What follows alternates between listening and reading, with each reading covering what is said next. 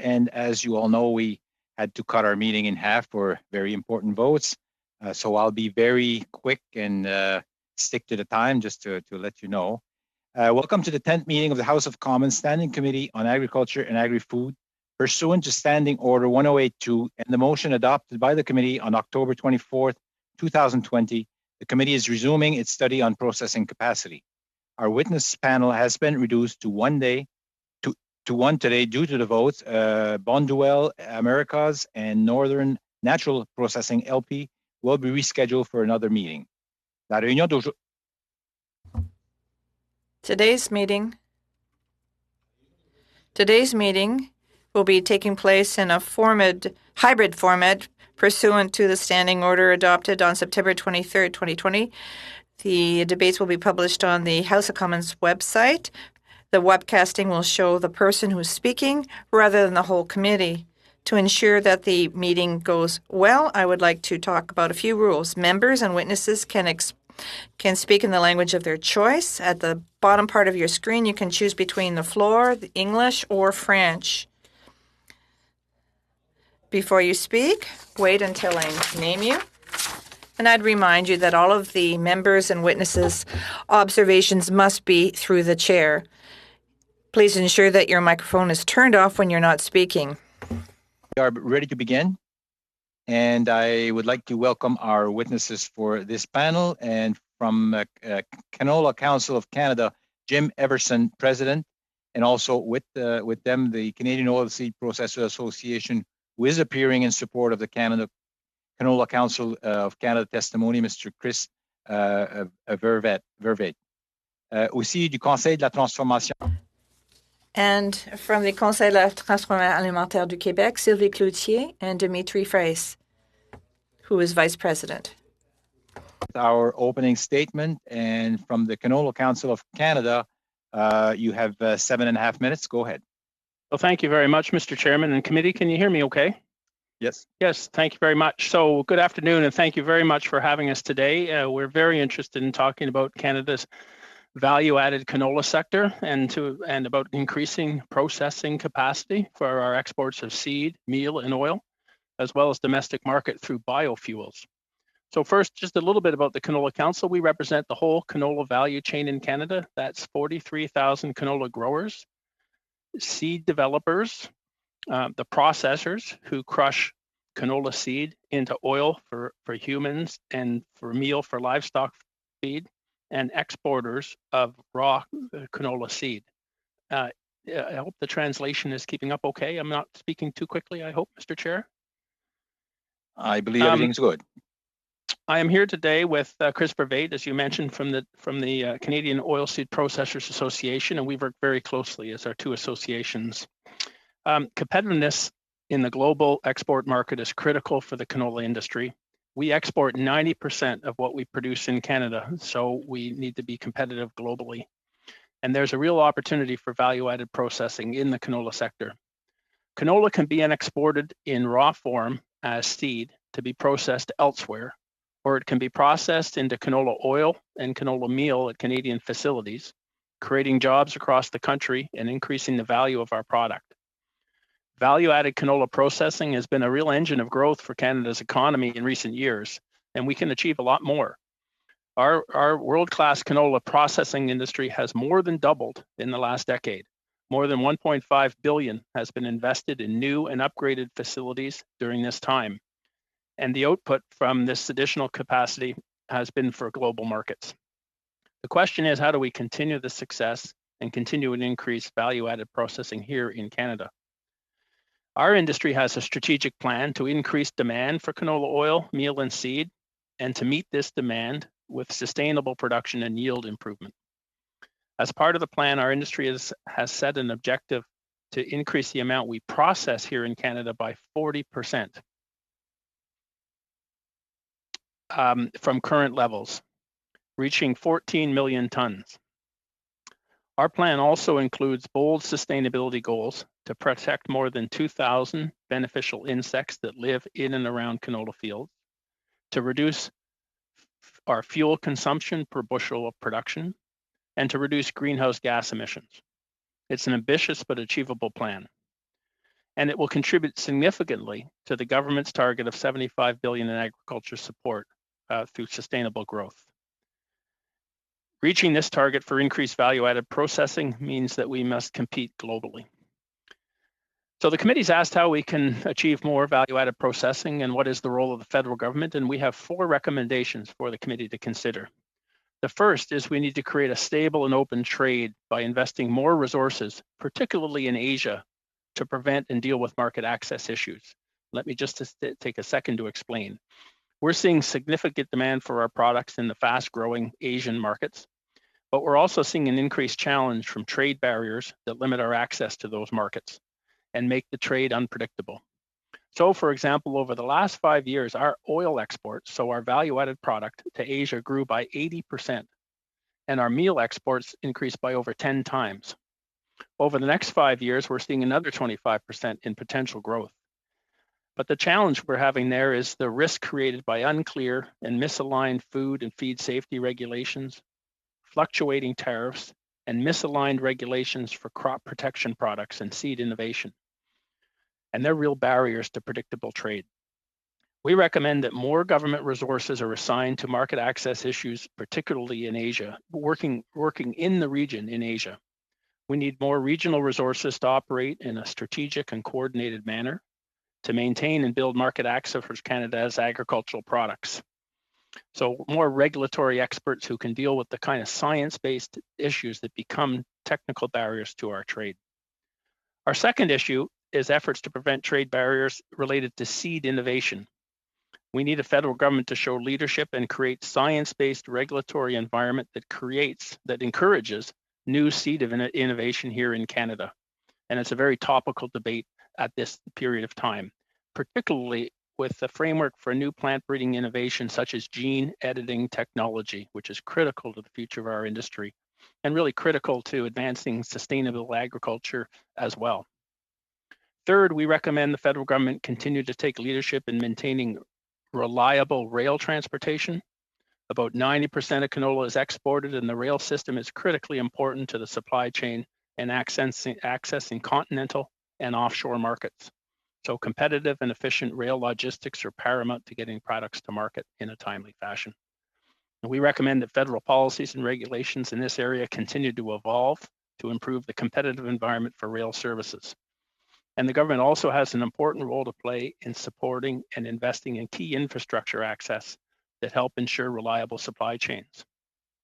And finally, the fourth point, and perhaps the most immediately important to the committee, I think, in terms of the timeliness of it, is that we recommend the government enable a market for biofuels in Canada that reduces greenhouse gas emissions and supports more value-added processing here at home. Canola-based biofuels already help Canada significantly reduce greenhouse gas emissions by up to 90% compared to petroleum, to conventional petroleum diesel. With a proper regulatory design and recognition of canola's low carbon advantages, the proposed federal clean fuel standard can spur more demand for canola oil and drive the expansion of our value-added sector. Even a modest level of 5% renewable content in diesel fuel would translate into a domestic market for more than 1.3 million tons of canola. Biofuels are a good example of how canola delivers solutions for our economy and the environment. Canola plants, I don't mean manufacturing plants, I mean the plant itself. Canola plants take carbon from the atmosphere and use it to make the world's healthiest oil. Also biofuels and protein to feed animals, and at the same time sequesters carbon in the soil.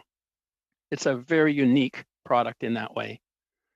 So on behalf of our industry and the 250,000 Canadians whose jobs depend on canola, we thank you for looking at the opportunities to increase processing capacity and competitiveness and to sustainably increase canola's market access potential, both through exports and through biofuels here in Canada. Chris and I are looking forward to answering your questions, Mr. Chair. Thank you. Thank you, Mr. Everson. Right on time. And now we have the Conseil de la Transformation Alimentaire du Québec. You have 7.5 minutes to make your presentation. Thank you, Mr. Chairman. Thank you for the invitation, dear members of the committee. Donc, le CETAC, So the Conseil de la Transformation Alimentaire du Québec, the CTAQ, is the main business group for the processing sector in Quebec. Our mission is to support businesses in reaching their full potential to ensure the sustainability of the food industry in Quebec and Canada. The STAQ is a federation of 14 sector associations with more than 550 members, representing 80% of sales for an industry that brings in $33 billion. The processing sector is dealing with many issues, including the labor shortage, slim margins, and lack of capital, delays in productivity and innovation. As far as labor is concerned, the pandemic has exacerbated a situation already difficult. Workers who test positive or who are symptomatic have to isolate for 14 days. Many employees are no longer available or must stay home to protect children or parents. The generous SIR program, replaced by employment insurance since September, pushed many workers to remain at home. It is estimated that between 8 and 10% of the positions are vacant, representing 6,000 to 7,000 people in Quebec alone. This crisis has highlighted the issues related to the productivity of the food businesses. Indeed, automation and digitization are the preferred tools for increasing productivity and compensating for the lack of labor. Since 2013, the food manufacturers' margins have been falling and now stand at 7.9% in Canada and 5.7% in Quebec. And this goes back to 2018. The capacity to invest in productivity and innovation is therefore more difficult. The pandemic has accelerated diminishing margins. Also, in this shift to attain Business 4.0, the food processing industry is ranked at 2.7. Small and medium-sized businesses have to adapt to ERP rapidly in order to support this shift to 4.0. The Internet of Objects, connection between equipment, accumulation of data, developing business intelligence, and marketing their products online.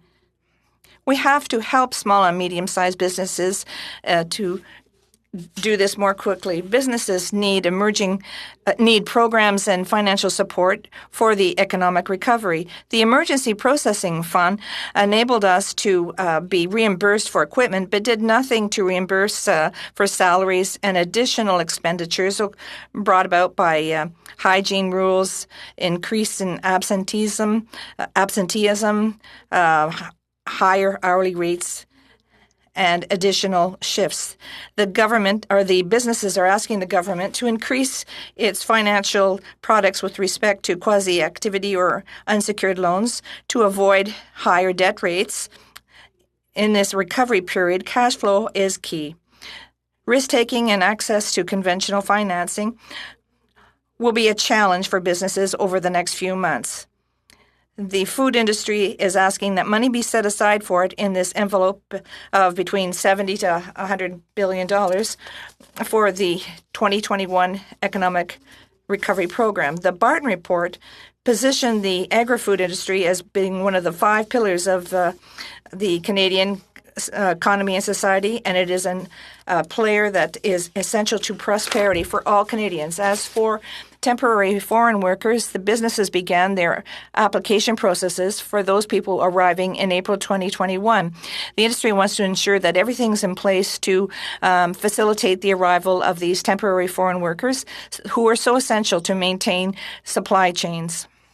In order to facilitate access to foreign labor, the industry is asking that the 10% labor threshold per business be raised to 20%. And finally, you know that the food marketing, the retail food market in Canada is very concentrated, with 5 main players controlling more than 80% of the grocery market. The big players are consolidating their businesses by acquiring various retail stores, and they are diversifying their services.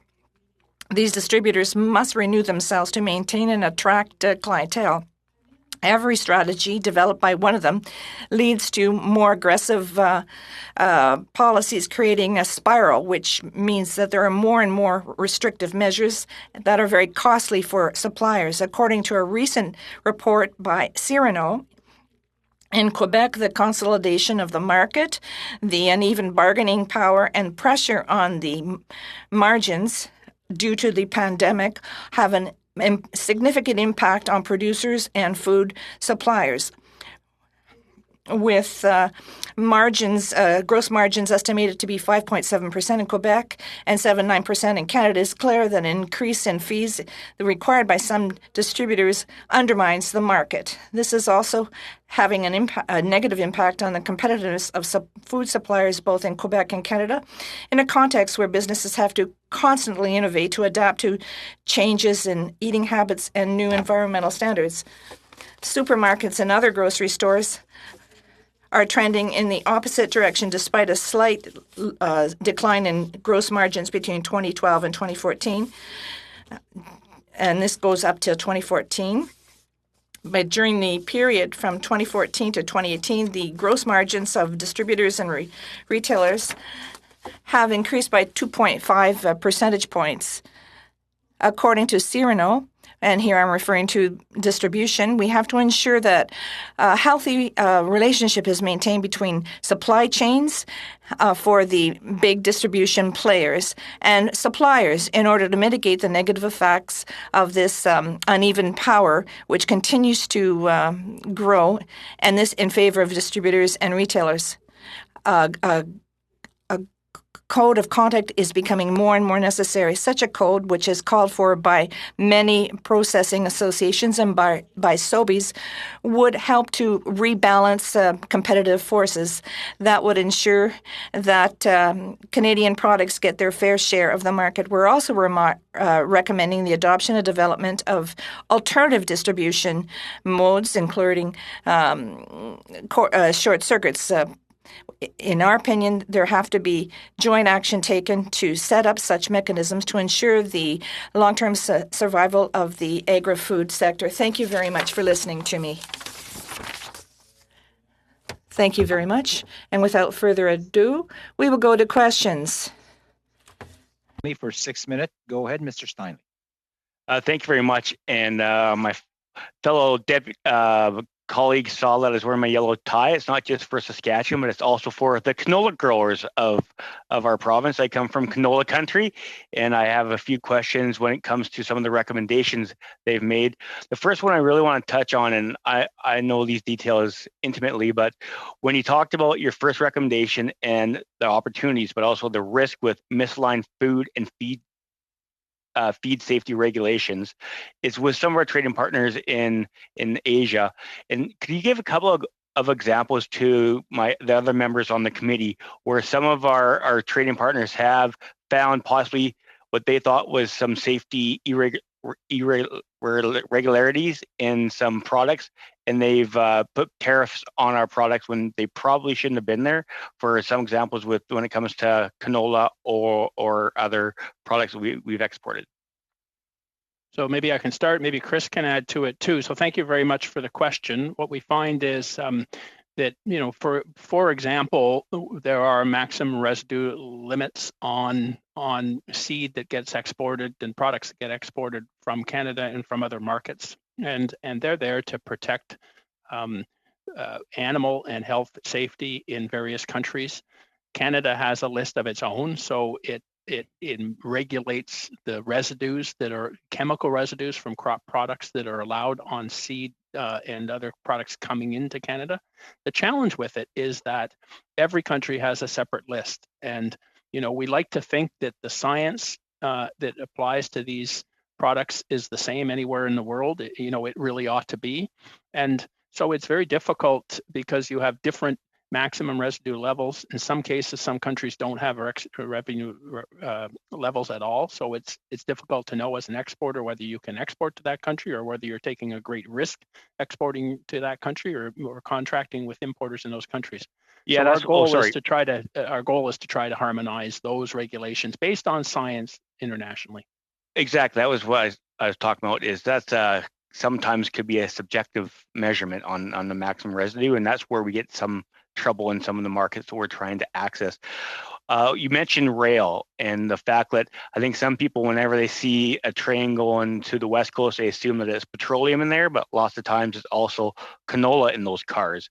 So I was wondering what could be some recommendations and some other ways that we could transport petroleum, which would give us more capacity in transporting canola and canola oil to the West Coast. Like, so what would be some of the recommendations where we can make the rail transportation more secure for producers of other commodities?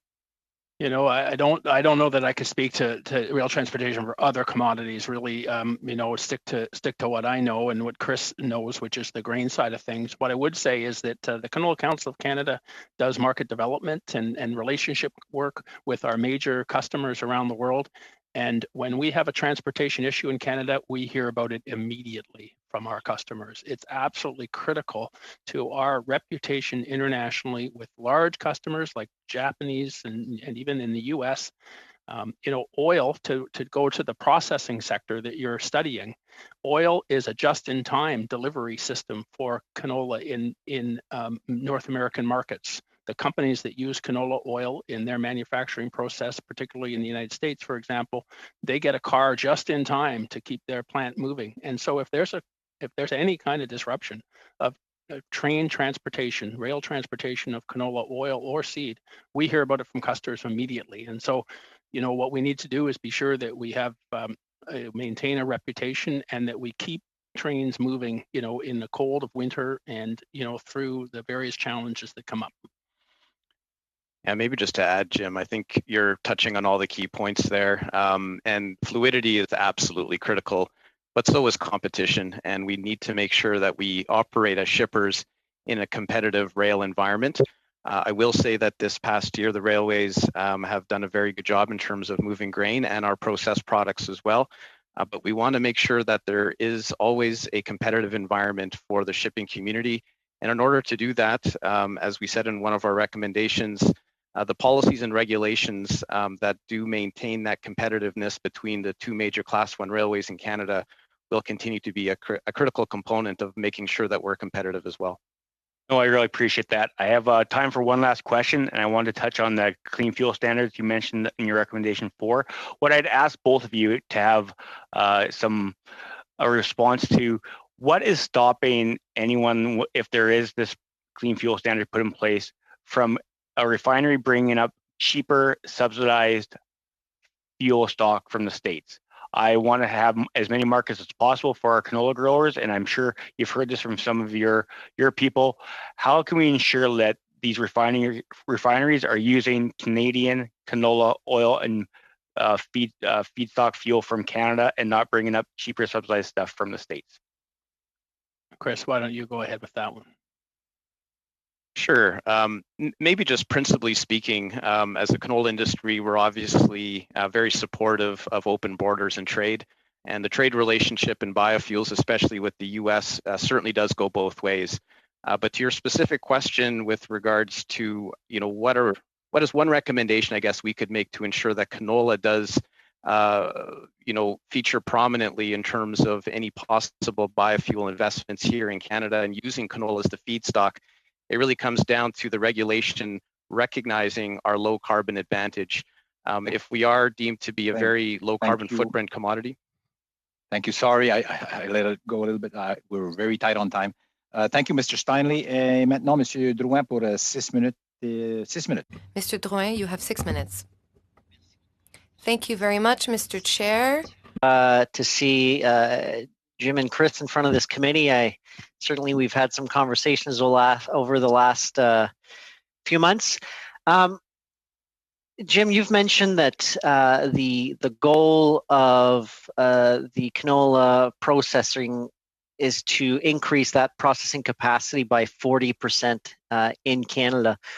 Are you when you say increasing processing capacity by 40%, are you looking at biofuel as being one potential avenue, or are you mostly looking at crushing more seeds in Canada for oil or for whichever other products that there may be available for market? So thank you for the question. Very good. Both really is the answer to that. So we are currently processing close to 10 million tons, or maybe just a little bit over 10 million tons of canola in Canada. Almost half of the crop is now processed in Canada. You know, a few years ago, it would have been a lot less than that. So we have done a lot of value-added expansion in Canada. In the future, we see more demand for canola oil for human consumption internationally, but we also see a strong demand for biofuels, and potentially it can make a real difference in Canada as well. Maybe, Chris, do you want to add to that quickly? I think you covered it well, Jim. We really do see the opportunities with the clean fuel standard as a way to really grow a market right in our backyard. So really feel that does mitigate some of the risks that we do sometimes see in the global marketplace. Yeah, and hopefully, obviously, the policy has to be right for canola producers to be able to take advantage of that. And I think where we were in June and where we should be soon, I hope we'll be in a good place where we can develop that market and make it even stronger in Canada. You've mentioned transportation obviously being an important factor into being able to even process more capacity so you can export it if you want. What other barriers do you see within Canada that could that either the Ministry or the Department of Agriculture could be helpful, or where we could incentivize even more investments in processing capacity in Canada? So two things I would point to they're both regulatory programs, you know, and it is to provide the predictability and the confidence for processors to invest in the Canadian marketplace to grow our processing side. So the first would be, as I mentioned in the brief, regulations around plant breeding innovation, particularly gene editing. There's new innovation in plant breeding that can unlock so much potential in the crop. It could lead to better environmental outcomes, better health profiles for the product itself. So it's all in the seed and the development of the seed that you provide to the farmer to grow. And you can make a big difference. And we have historically done some amazing things. Canola is all about innovation and science innovation. And so making sure there is clarity to the regulatory practices in Canada to facilitate innovation and seed development is number one. The second would be similarly over with the Pest Management Regulatory Agency and making sure that we make science-based decisions there, not decisions based on people's concerns about possible safety, but on the real science profiles. Our farmers need to have access to really good products in order to do weed control and manage their crop in a competitive way. And so we need to have absolutely make sure that we have science-based decisions with respect to crop protection products. Thank you. Madame Cloutier. Madame Cloutier, thank you so much for being here today. A question that I often ask to food processors is a question regarding foreign workers. They need a good system to work here, but long term, is this sustainable? How can we help food processors to implement automation and implement new processes that would diminish our dependence and our reliability, the fact that we rely on foreign workers? What could the government of Canada do in order to incentivize the agri-food sector and the processing sector to implement automation? So I can answer the question and then give my colleague Dimitri an opportunity to answer as well. We need to support companies so that they are able to go find the technology and the expertise that will allow them to digitize and implement automation. The problem has been worsened by the pandemic with the labor shortage that was even more consequential during this time. And so we had to reduce the amount of products on offer, reduce the amount of SKUs, and hire workers in other sectors on a temporary basis. The government must support the sector with very targeted programs, with funding and capital that will allow the sector to survive through this pandemic. I will now give the floor to my colleague Dimitri. Oh, unfortunately, your time is up. Mr. Drouin, thank you for your question. Mr. Perron, you have 6 minutes. The floor is yours. Mr. Perron, are you there? Yes, sorry. Yes, and so I would let Dimitri continue to answer the previous question. If he has something to add, I think it's important to hear what he has to say. Thank you, Monsieur Perron, for giving me the opportunity to respond. The essential element is to have access to subsidies and financial tools that will improve cash flow for businesses. Profit margins are lower than ever, and so we need to help businesses make the most out of the funding that they receive. I'll give you an example. For fruits and vegetables, there's a very short period they have about 60 to 70 days to harvest the vegetables and fruit, and so they need a longer harvest period or need financial tools to help them. For meat processing, for example, it's on 12 months, but if we want to improve the offer, we need to improve the technology and the equipment that processors have in order to capitalize on the long term. We have very limited time. If you have precise recommendations, could you submit them to the committee in writing? Because we will have to make recommendations to the government, and so it would help us and we could benefit from your wide-ranging knowledge. As for the technological aspect, I think we touched on it.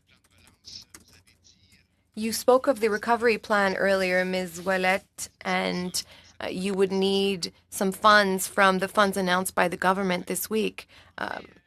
Would it be for modernization or something else? Yes, we would need funding for modernization and also to solve the labor shortage. We also need to work on awareness and education. We need to be able to hire people that will be specialized in food processing. We must improve transportation, logistics. We must also modernize businesses, so not only with robotization and robotics, but also modernize the equipment, the infrastructure, etc. I will let Dimitri answer the rest of this question. Regarding the labor shortage, there are a lot of vacant positions in this sector, and certain sectors of the Canadian economy were particularly affected by COVID-19. So I think that we should put in place incentivization programs to attract workers who lost their jobs during COVID and are maybe on the lookout for new careers. And so we should raise awareness regarding the advantages of this industry that is more resilient to crises, even though we also were affected by COVID.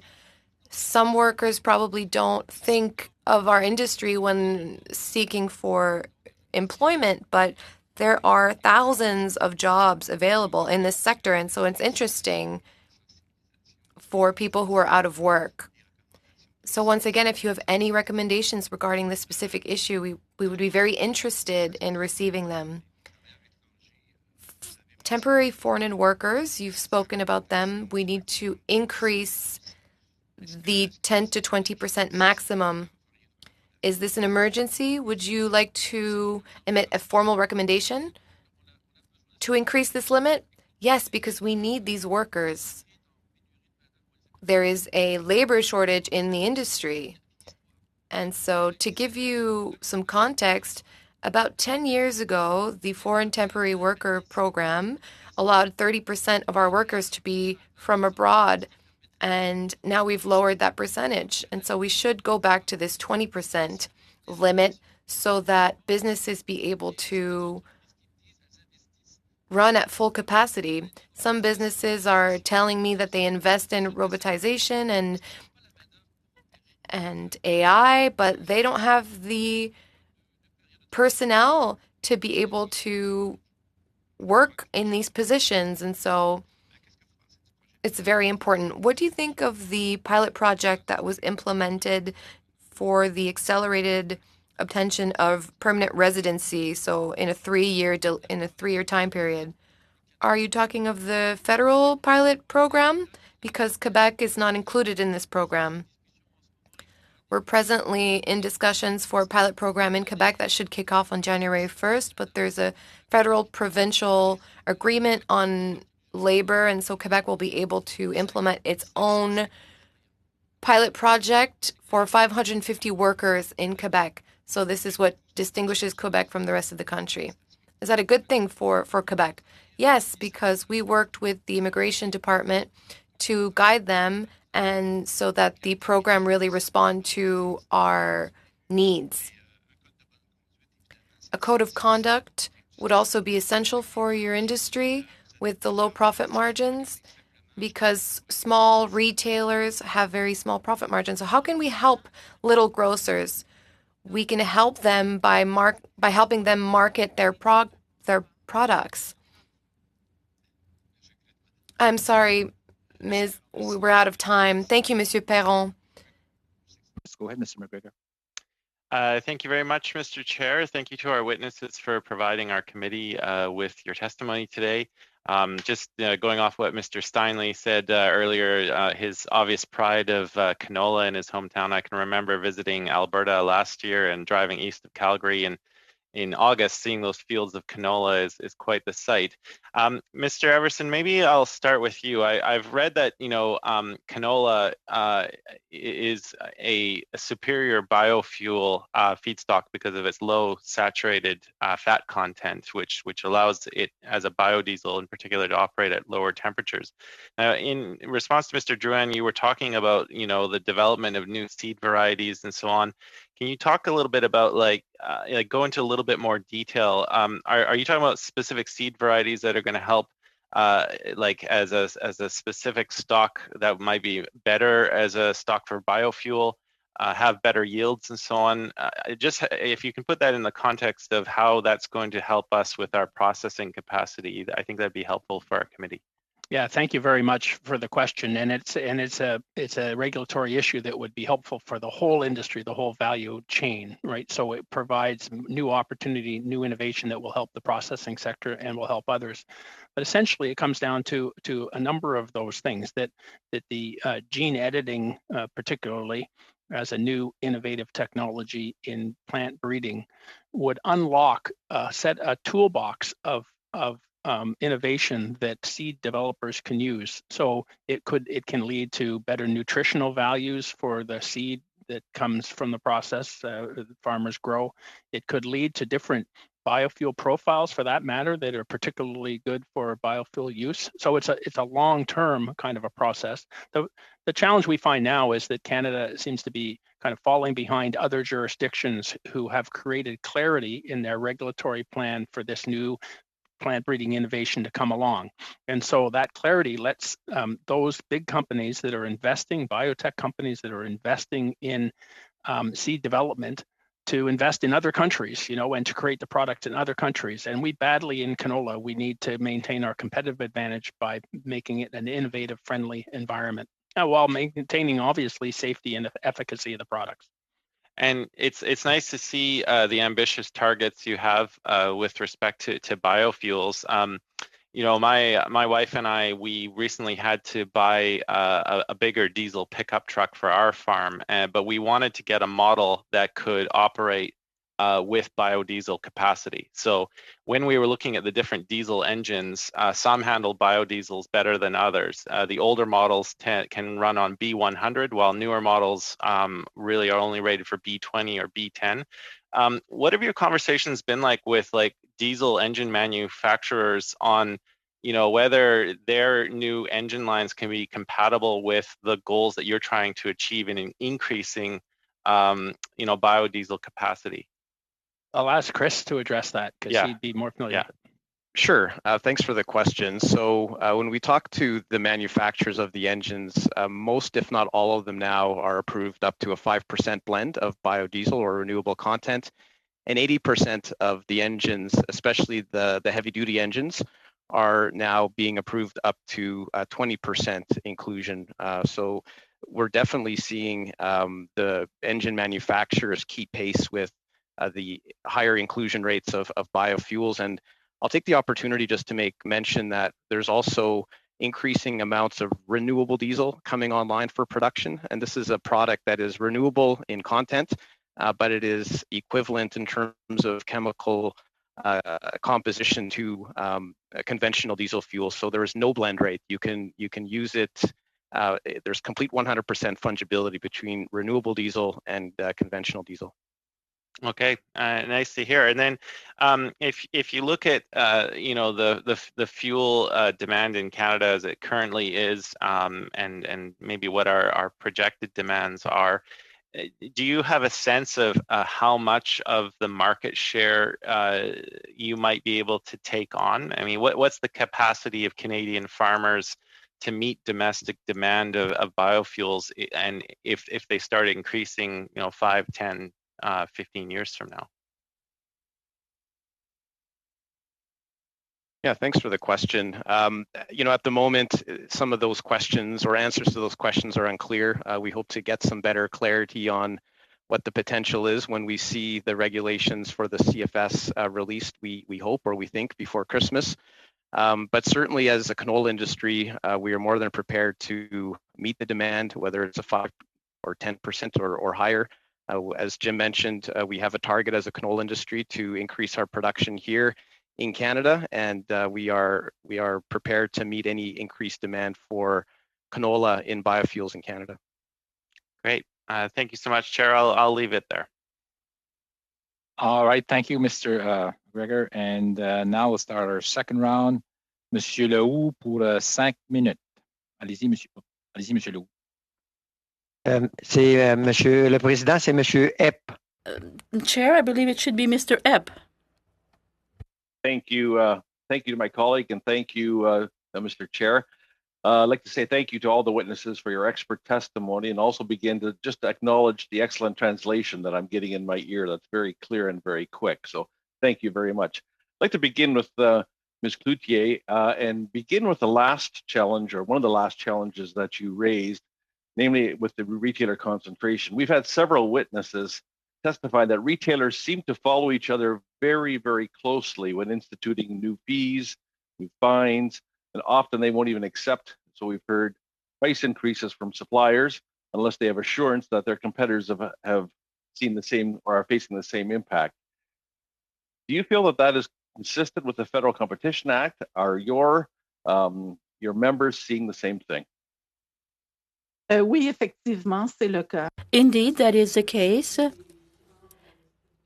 All of the major distributors it's very competitive in Canada. All of the distribution is between 4 or 5 major players. And of course, they follow each other very, very closely. In Canada, we always are looking for the lowest price. And very often, it's the processor or the supplier that has to take the hit. And we would hope for a code of conduct or best practices would be put in place and put an end to this, because very often requests are made that are outside of contracts that have been signed. And so Indeed, we see it everywhere in Canada. Much.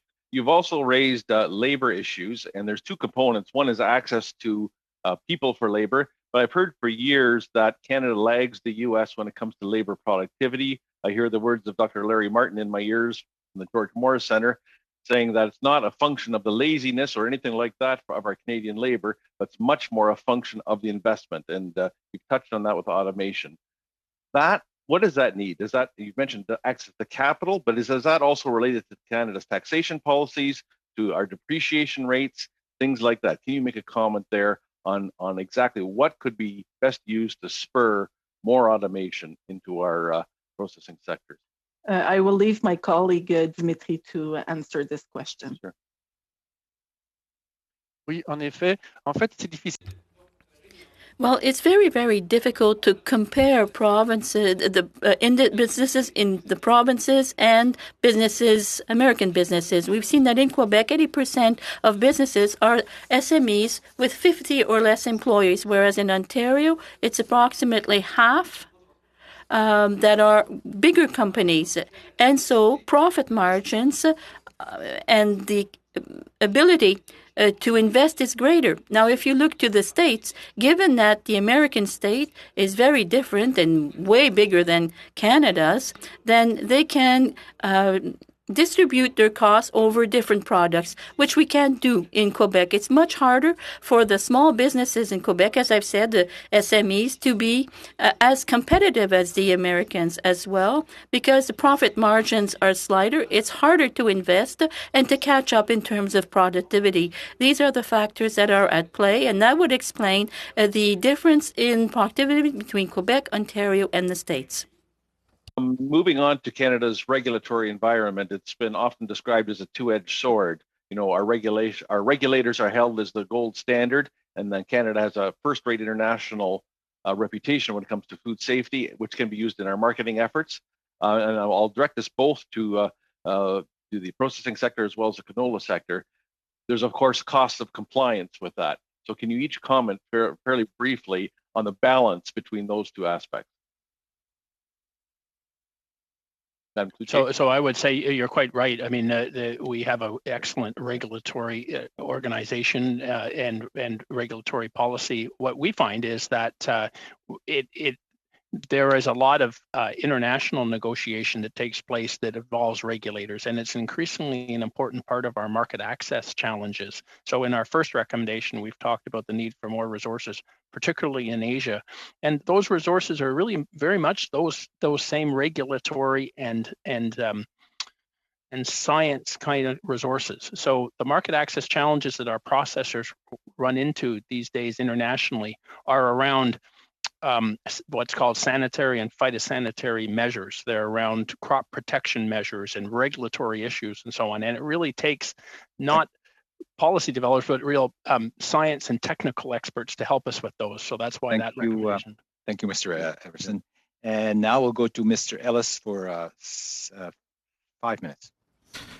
I'd like to thank everybody for being here today and taking time out of their busy schedule. And I just wanted to touch on the labor shortage. And I know in my writing we have a big food processing sector, and they've partnered with the college to actually teach a course on food processing. And it's about a 2-month course, and it's full capacity, and everybody ends up being employed through the course. And so I just wonder with the sector themselves, if they've thought of any programs like this, or what are they doing to address the shortage if it's not getting any better.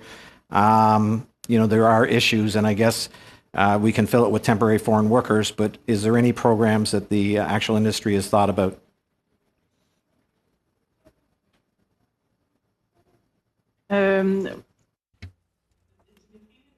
Dimitri, would you care to answer that question?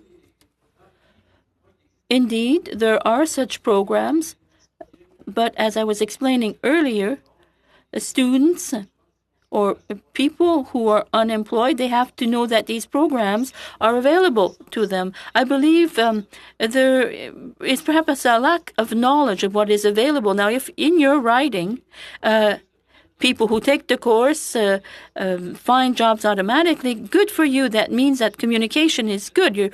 But that's not the case everywhere, you see. And that's what I was trying to explain, that in Quebec and in the rest of Canada, we have to show to the Canadian public that there are some very good jobs in the processing sector, in the agri-food sector. We have to draw this clientele. But we need to note as well that there are some jobs when it comes to harvesting that are not really interesting to Canadians. And so we need to feed those jobs by calling on temporary foreign workers. I hope I've answered your question.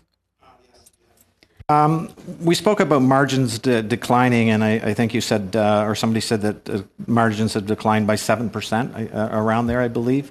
And I just wonder why, and if this margins have fallen over the last few years, or has it been a process over the last 10? It's been a process many years. They have declined more and more in the past, since 2014. Les causes sont nombreuses. And this is for many reasons.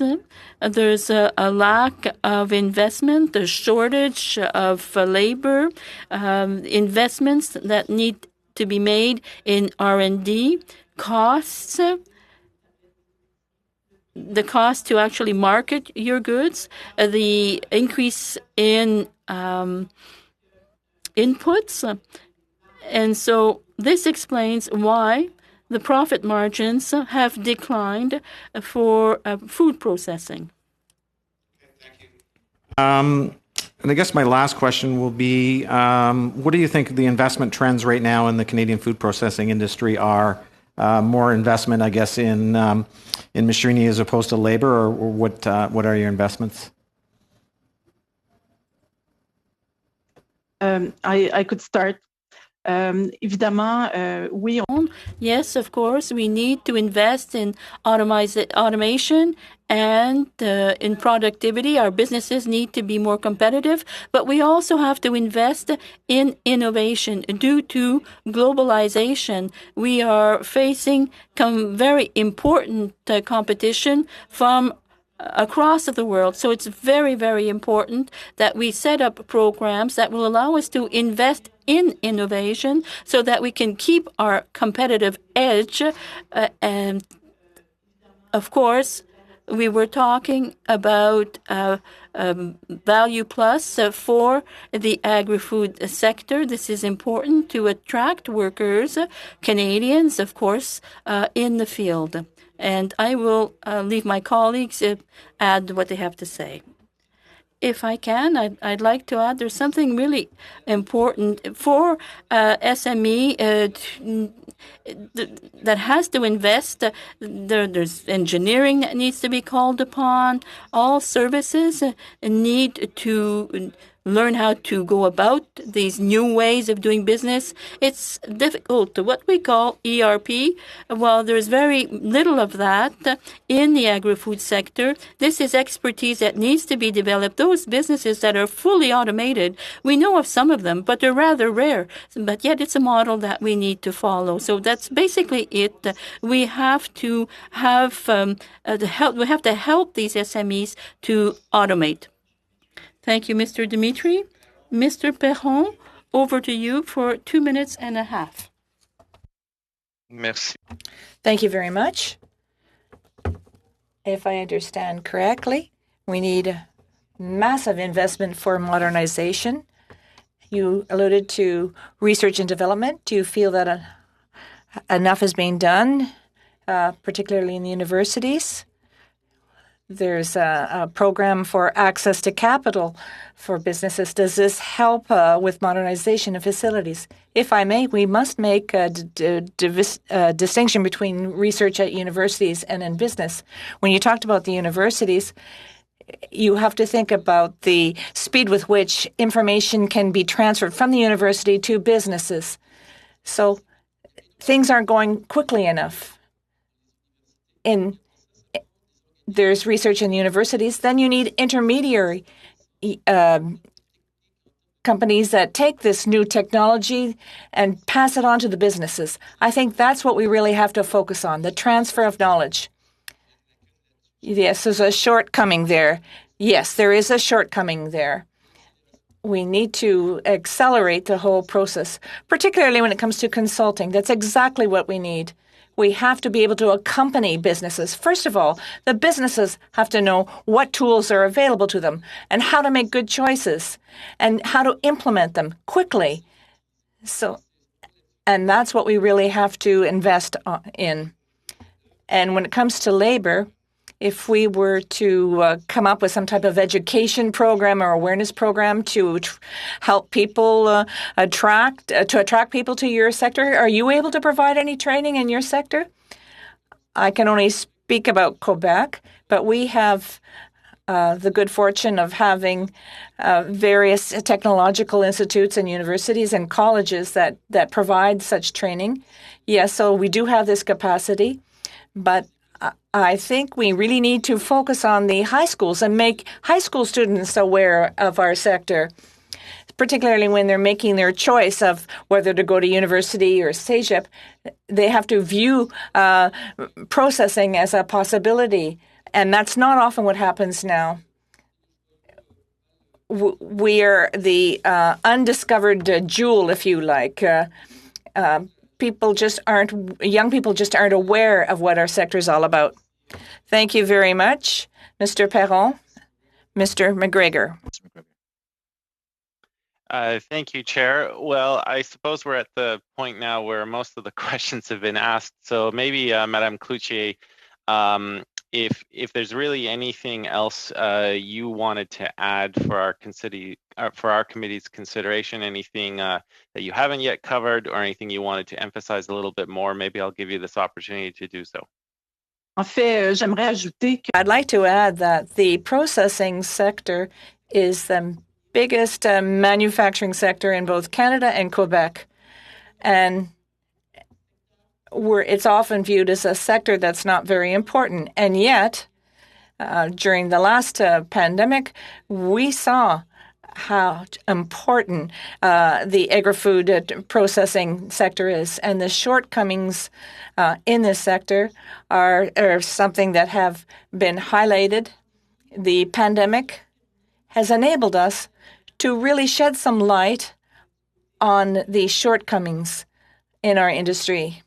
So, yes, we could come forward with a series of recommendations to increase productivity, innovation, R&D, improving the sector, because the Canadian processing sector is essential for both our country and our communities.